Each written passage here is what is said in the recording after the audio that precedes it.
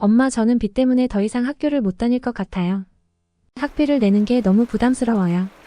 아무리 그렇다고 그렇게 힘들게 들어간 최고 명문대학을 포기하고 고작 이딴 식당에서 일하면서 평생 살겠다고 하는 거니?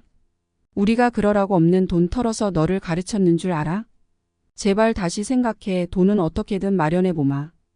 여기 생활고를 비관하는 모녀의 대화가 오가는데요. 돈이 없어서 어렵게 들어간 명문대를 포기하고 식당에서 일하겠다는 딸의 말에 부모님은 놀라 기겁합니다. 그런데 희망이 없어 보이던 이 가족은 한국에 다녀온 뒤 엄청난 반전을 맞이했다는데요. 과연 무슨 일이 벌어진 것일까요? 지금부터 사연 시작합니다. 안녕하세요. 저는 칠레의 소도시에서 부모님과 함께 살고 있는 카미라입니다. 지금은 부모님과 함께 식당을 운영 중인데요. 어떤 식당을 운영 중인지는 나중에 말씀드릴게요. 우선 이곳에 제가 사연을 보내게 된 이유는 원래 부모님이 운영하는 사업이 폐업 직전이었어요. 매월 적자가 더 심해져서 버는 돈은 없고 사업을 영위하면 할수록 빚만 늘어나는 상황이었어요. 그런데 한국에 다녀온 뒤 저희 집에 엄청난 일이 벌어졌어요. 저희 부모님이 처음부터 식당을 운영하신 것은 아니었고 원래는 제가 어렸을 때부터 마을에서 작은 슈퍼마켓을 운영하셨어요. 제가 살던 곳은 칠레의 수도 산티아고에서 2시간 정도 떨어져 있는 항구 도시예요. 예전에는 이곳이 남아메리카 제1의 무역항이었어서 도시가 번성하던 시절이 있었어요. 현재는 유네스코 문화유산으로 지정돼서 개발을 못하는 곳이 많습니다. 높은 언덕 위에 집들이 지어져 있어 언덕의 도시라고도 불려요. 도시 입구부터 곧 무너질 것 같은 높은 언덕에 집들이 보이거든요. 그런데 언덕 골목 곳곳에는 오색의 벽화들이 그려져 있어서 도시 전체를 바라보면 정말 아름다워요. 언덕으로 오르는 경사가 심한 곳도 있지만 집집마다 특별한 장식과 페인팅이 되어 있어서 개성이 돋보이는 집들도 있고 많은 언덕을 오르락 내리락 하다 보면 칠레에서 유명한 작가의 벽화들도 볼 수 있어요. 벽화들을 감상하면서 언덕을 오르면 힘든 것도 싹 잊혀진답니다. 어때요? 제가 사는 곳 정말 아름답지 않나요? 하지만 관광지로 유명한 도시는 아니라서 관광객이 많이 찾아오지는 않아요. 게다가 동양인들은 더 보기 어려운 곳이에요. 솔직히 치안도 산티아고보다는 좀 더 좋지 않은 곳이거든요. 부모님은 이곳이 완전 시골은 아니지만 슈퍼마켓이 별로 없는 것을 보고 슈퍼마켓을 운영하기로 하셨던 거예요.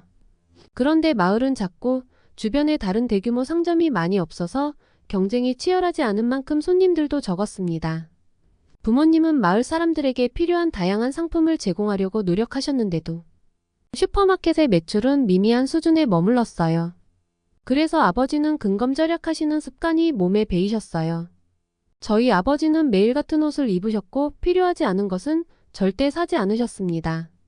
어느 날에는 뭐만 하면 비싸다라는 말을 달고 사실 때도 있었어요. 점점 자린고비가 되어가는 모습에 엄마와 대판 싸운 이후로는 그런 말을 자제하시긴 하지만요. 어쨌든 저도 아버지의 그런 모습을 보고 자라서 검소한 편이었고 허투루 돈을 쓰는 스타일이 아니에요.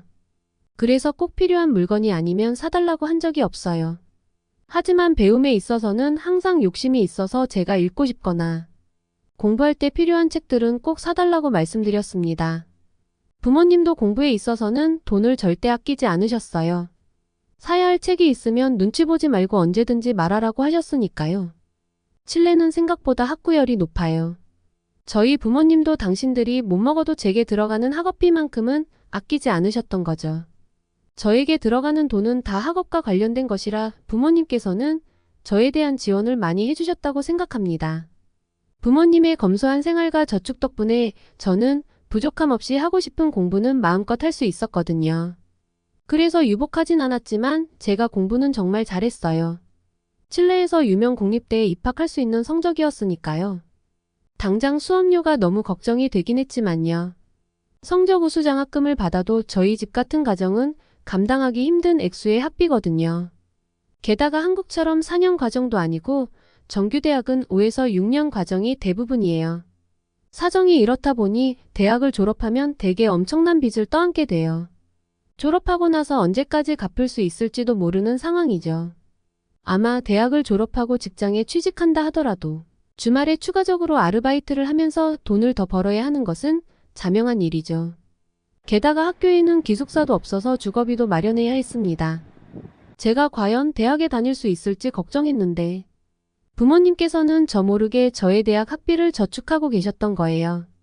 어렵게 합격한 대학에 못 가면 어쩌나 노심초사했는데 정말 너무나 감사했습니다. 꼭 성공해서 부모님께 효도해야겠다고 마음먹고 전 산티아고로 떠났습니다. 산티아고에서의 대학 생활은 치열했어요.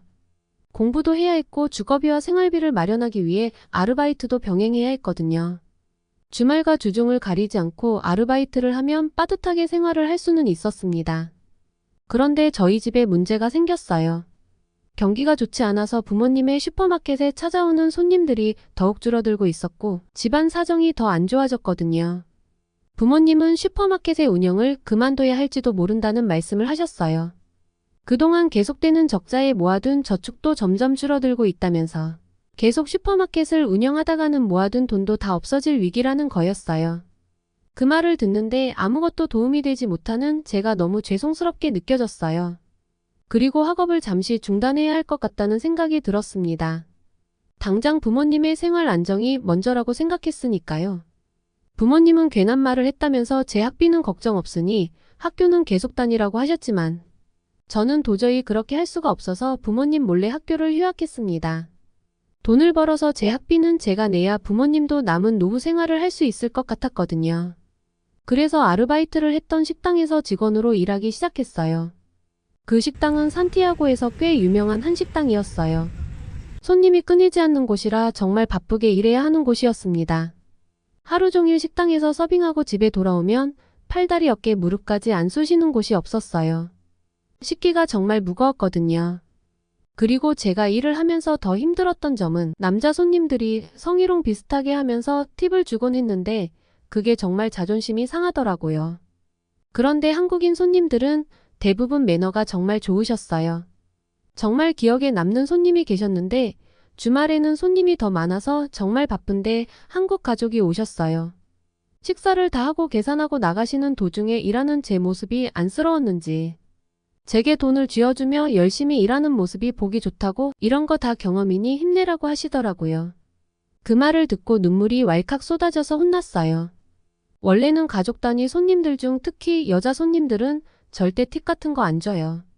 제가 말라서 무거운 식기를 들고 다니는 모습이 안쓰러워 보였나 봐요. 그때를 잊을 수가 없네요. 1년 동안 열심히 일하는 모습에 사장님도 만족하셨는지 월급에 보너스까지 얹어주셔서 저는 꽤 많은 돈을 모았습니다.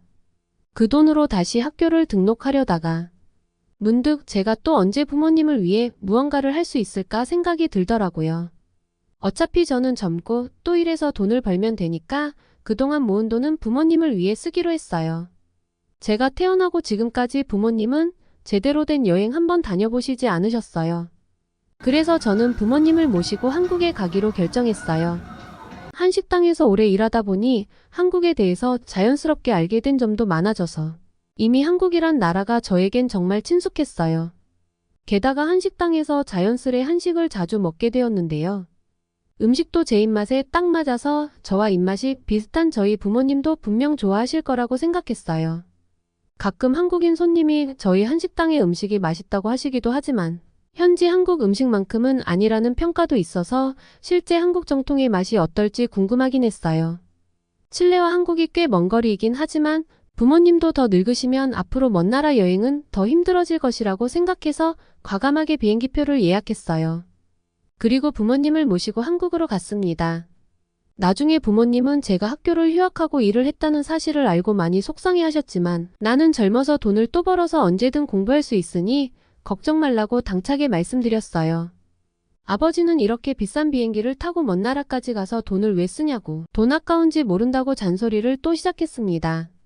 한국이 웬만한 유럽 선진국보다 훨씬 좋고 제가 열심히 모은 돈으로 부모님과 여행을 가보고 싶다고 말씀드렸지만 아버지의 반응은 영 좋지 않았습니다. 아버지의 고집에 듣다 못한 엄마가 이혼당하기 싫으면 잠자코 따라오라고 화를 내셔서 아버지는 결국 백기를 들고 말았습니다. 우여곡절 끝에 저희 가족은 서울에 도착해 본격적인 한국 구경을 시작했습니다. 명동거리를 구경하다 카페에 들러 가족들과 커피를 마시고 있던 저는 목이 말라 카페 점원에게 물을 달라고 했는데요.